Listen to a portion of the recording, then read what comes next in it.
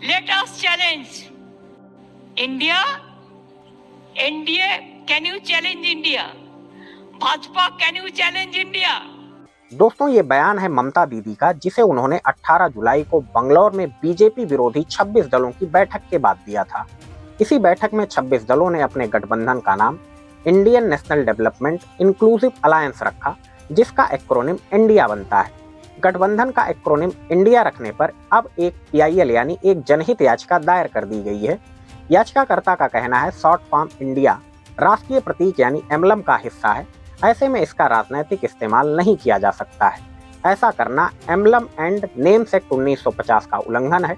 Delhi high court ने शुक्रवार को इस मामले में 26 दलों के साथ ही केंद्र और चुनाव आयोग से जवाब भी मांगा है। तो आज की इस वीडियो में हम जानेंगे कि आखिर एम्बलम एंड नेम्स एक्ट क्या है, क्या इसकी वजह से राजनीतिक गठबंधन का नाम इंडिया नहीं रखा जा सकता है, और इस पूरे मामले पर एक्सपर्ट्स का क्या कहना है। आइए सबसे पहले जानते हैं कि इंडिया नाम वाले गठबंधन के खिलाफ दायर PIL में क्या कहा गया है। दोस्तों, कारोबारी गिरीश भारद्वाज ने कांग्रेस, तृणमूल समेत 26 दलों के Indian national development inclusive alliance का शॉर्ट फॉर्म इंडिया रखने पर दिल्ली हाई कोर्ट में जनहित याचिका दायर की है। इसमें कहा गया है कि इन 26 दलों ने 2024 के लोकसभा चुनाव में अनुचित लाभ लेने के लिए ही गठबंधन का नाम इंडिया रखा है। इसमें तर्क दिया गया है कि इंडिया नाम का इस्तेमाल सिर्फ लोगों की सहानुभूति और वोट हासिल करने के लिए किया गया है। साथ ही इसे राजनीतिक फायदे के लिए टूल के तौर पर इस्तेमाल करने और चिंगारी भड़काने के लिए किया गया है, जो आगे चलकर राजनीतिक नफरत और हिंसा की वजह बन सकता है। याचिकाकर्ता का कहना है शॉर्ट फॉर्म इंडिया राष्ट्रीय प्रतीक का अनिवार्य हिस्सा है। ऐसे में शॉर्ट फॉर्म का उपयोग किसी व्यवसाय, व्यावसायिक उद्देश्य और राजनीतिक उद्देश्य के लिए नहीं किया जा सकता है। यह एम्बलम एंड नेम्स एक्ट 1950 का सरासर उल्लंघन है। साथ ही इसमें आगे ये भी कहा गया है कि इन राजनीतिक दलों का स्वार्थीकृत 2024 के लोकसभा चुनाव के दौरान शांतिपूर्ण, पारदर्शी और निष्पक्ष मतदान पर प्रतिकूल प्रभाव डाल सकता है। इससे देश के नागरिक अनुचित हिंसा का शिकार हो सकते हैं और देश की कानून व्यवस्था भी प्रभावित हो सकती है।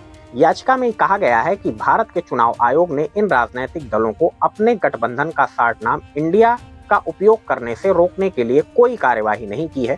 ऐसे में याचिकाकर्ता के पास PIL दायर करने के अलावा कोई अन्य विकल्प नहीं बचा है। गिरीश भारद्वाज की याचिका पर सुनवाई करते हुए दिल्ली हाई कोर्ट के चीफ जस्टिस सतीश चंद्र शर्मा और जस्टिस संजीव नरूला की बेंच ने शुक्रवार को कहा कि यह मामला सुनवाई करने के योग्य है। मामले की अगली सुनवाई 21 अक्टूबर को होगी। अब आइए जानते हैं साथियों की क्या 26 विपक्षी दल अपने राजनीतिक गठबंधन का नाम इंडिया रख सकते हैं अथवा नहीं। इस मामले में संविधान क्या कहता है। दोस्तों, भारत के संविधान का आर्टिकल 1 कहता है कि संघ का नाम इंडिया या भारत है। संविधान किसी भी उद्देश्य के लिए इंडिया नाम के उपयोग पर स्पष्ट रूप से प्रतिबंध नहीं लगाता है। हालांकि राष्ट्र के नाम के समान किसी भी चीज का नामकरण करना एक असामान्य घटना है और इससे अस्पष्टता पैदा होना तय है। दुनिया भर में कई ऐसी पार्टियां हैं जहां देश का नाम राजनीतिक दल के नाम का एक हिस्सा है। जैसे अगर हम अपने भारत की ही बात करें तो हमारे यहाँ ही communist party of India, communist party of India marxist, all India Trinamool Congress तथा भारत राष्ट्र समिति जैसी पार्टियां हैं। लेकिन देश के नाम के समान नाम होना ये दुर्लभ है। यानी 26 दलों ने अपने गठबंधन का जो शॉर्ट फॉर्म रखा है वो इंडिया ही है और यही विवाद की जड़ भी है।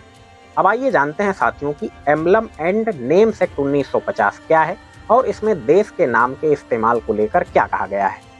साथियों, साल 1946 में संयुक्त राष्ट्र महासभा यानी UNGA ने संयुक्त राष्ट्र के सभी सदस्य देशों से एक सिफारिश की।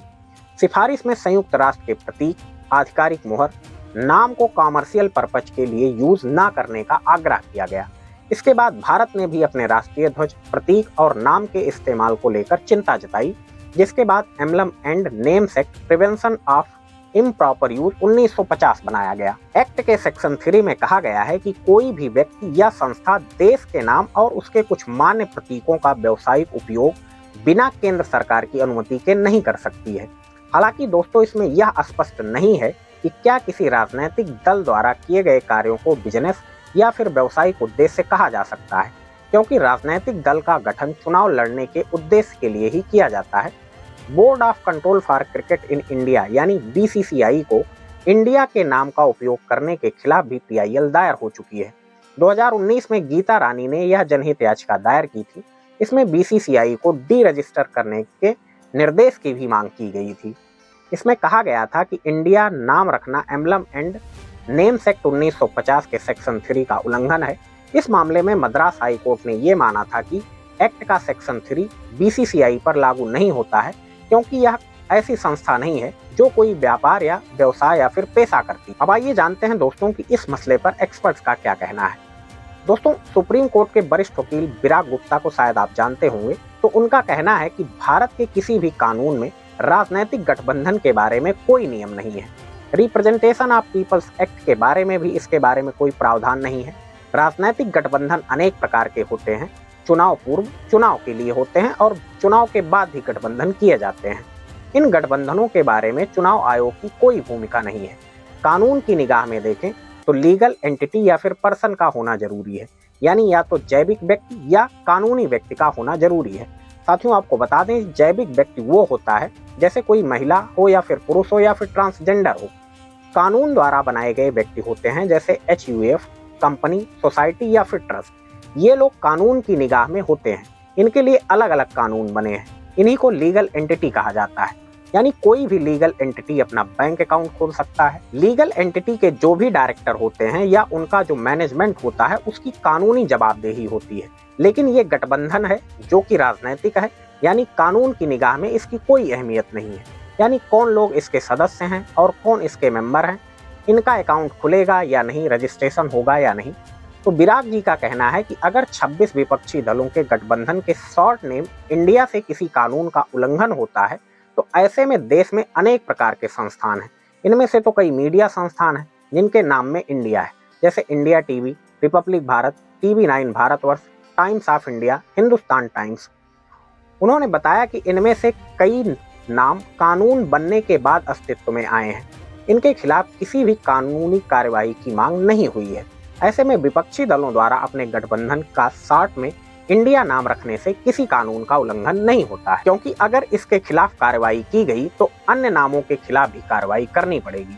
देखा जाए तो 26 दलों का इंडिया नाम एक शॉर्ट फॉर्म है। शॉर्ट फॉर्म में यदि कोई आदमी किसी को कुछ बोलता है तो उसके खिलाफ कोई कानूनी कार्रवाई नहीं हो सकती है। यहाँ पर ट्रेडमार्क का उल्लंघन का मामला भी नहीं बनता है। ट्रेडमार्क के दायरे में वह चीजें आएंगी जिन्हें किसी व्यक्ति, किसी खास नाम या लोगों के रूप में रजिस्टर किया गया हो।